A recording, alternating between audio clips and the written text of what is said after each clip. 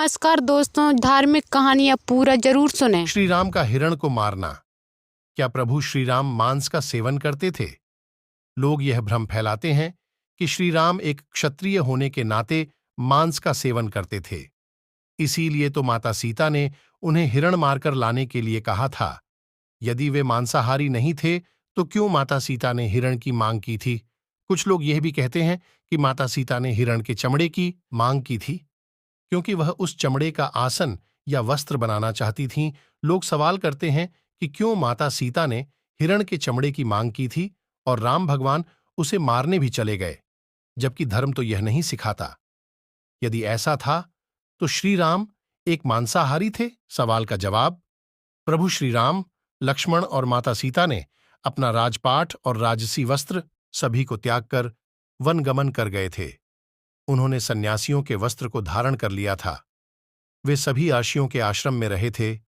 वहां उन्होंने ध्यान और तप किया। बाद में वे दंडकारण्य में रहने लगे। पंचवटी में कुटिया बनाकर रहने लगे। उन्हें किसी मृगचर्म की कोई जरूरत नहीं थी, क्योंकि वे शुद्ध सात्विक और तपस्वी वाला जीवन व्यतीत कर रहे थे।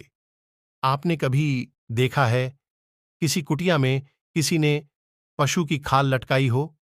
दूसरा, भारत में मैदानी इलाकों में और दक्षिण भारत में कभी भी पशु चर्म को वस्त्र बनाने का प्रचलन नहीं रहा। पशु चर्म को कपड़े के समान प्रयोग करने का प्रचलन केवल बहुत ठंडे या बर्फीले इलाके में किया जाता था। आपने शिवजी के चित्र इसी वेशभूषा में देखा होगा, लेकिन कोई भी वैष्णवी चर्म का प्रयोग नहीं करता। सही ये है। असलियत यह थी कि माता सीता ने श्री राम से हिरण को मारकर लाने के लिए नहीं कहा था, बल्कि उसे पकड़कर लाने के लिए कहा था। सुनहरी हिरण के बच्चे को देखकर जंगल में अकेलेपन को दूर करने के लिए माता सीता ने श्री राम से उस बच्चे को पालने की इच्छा जाहिर की थी। प्रभु राम ने उस समय सीता को समझाने का प्रयास किया कि इतना छोटा बच्चा अपनी मां के बिना नहीं रह सकता है, इसलिए ये हठ छोड़ दो। किंतु तब सीता बोली, ठीक है, जब तक इसकी मां नहीं आती तभी तक तो इसे रख सकते हैं। ऐसे में हार कर प्रभु श्री राम उस हिरण्य को पकड़ने उसके पीछे दौड़ते हुए चले गए।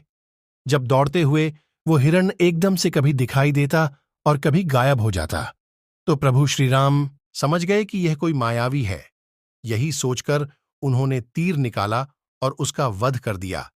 चूंकि प्रभु श्री राम विष्णु के लीला अवतार थे, इसलिए पहली नजर में उस मायावी राक्षस को देखने के बाद भी सामान्य पुरुष की भांति जब तक उसने अपनी माया नहीं दिखाई तब तक उसे एक छोटा सा हिरण ही समझते रहे और सीता की बात मानकर उसके पीछे दौड़ पड़े। वे सब कुछ जानते थे, लेकिन यदि वह ऐसा नहीं करते तो आगे की लीला नहीं होती। अतः प्रभु राम का आकलन मानवीय दृष्टिकोण से करना त्रुटिपूर्ण है, ठीक है? यदि आप यह कहते हैं कि हिरण को इसलिए नहीं मारा था कि उसका चर्म निकालकर उसके वस्त्र या आसन बनाया जाए, बल्कि इसलिए मारा था कि उसे खाया जाए, क्योंकि प्रभु श्री राम क्षत्रिय थे और वे मांस खाते थे, इसका जवाब है कि रामायण में कहीं भी प्रभु श्री राम के मांसाहार सेवन के बारे में नहीं लिखा है। हर जगह श्री राम, लक्ष्मण और सीता के द्वारा कंदमूल खाए जाने का जिक्र मिलता है। मर्यादा पुरुषोत्तम श्री राम ने वनवास पर जाते समय आहार विषयक प्रतिज्ञा की थी कि वे कभी मांस का नहीं सेवन करेंगे। चतुर्दश ही वर्षाणि वत्स्यामि विजने वने मधुमूल फलयः जीवन हित्वा मुनिवद आमिषम, अर्थात मैं सौम्य वनों में एक अऋषि की भांति मांस का त्याग कर 14 वर्ष कंदमूल, फल और शहद पर व्यतीत करूंगा।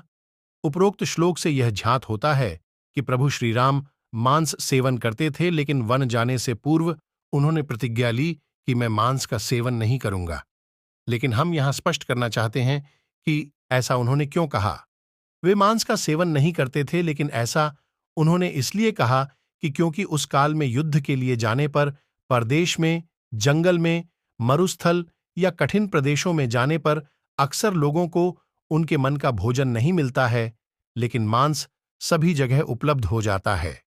दूसरा, शत्रु से संधि करने पर, विपत्ति पड़ने पर या विपत्ति काल में मांसाहार करना पड़ता है। ऐसे में सैनिकों और सन्यासियों को यह सीख कर रखना पड़ता है कि विपत्ति काल में मांस का सेवन किया जा सकता है।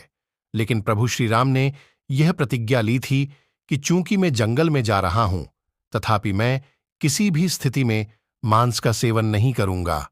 दरअसल आपातकालीन स्थिति में व्यक्ति का धर्म बदल जाता है, इसीलिए यह प्रतिज्ञा ली गई थी। सुंदरकांड के अनुसार जब हनुमान अशोक वाटिका में देवी सीता को मिलते हैं, तब राम की खुशहाली बताते हैं।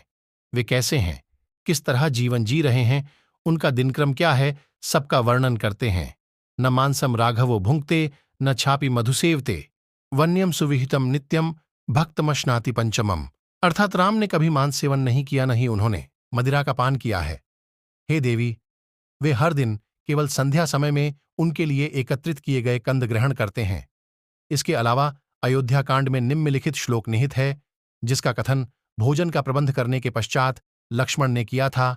अयम कृष्ण समापनगः श्रितः कृष्ण मृगो यथा देवता देव समकाश यजस्व कुशलो ही असि। अर्थात देवोपम तेजस्वी रघुनाथ जी, यह काले छिलके वाला गजकंद जो बिगड़े हुए सभी अंगों को ठीक करने वाला है, उसे पका दिया गया है। आप पहले प्रवीणता से देवताओं का यजन कीजिए, क्योंकि उसमें आप अत्यंत कुशल हैं। दोस्तों, ऐसे धार्मिक कहानियाँ जानने के लिए हमारे YouTube चैनल को लाइक और सब्सक्राइब करना ना भूलें।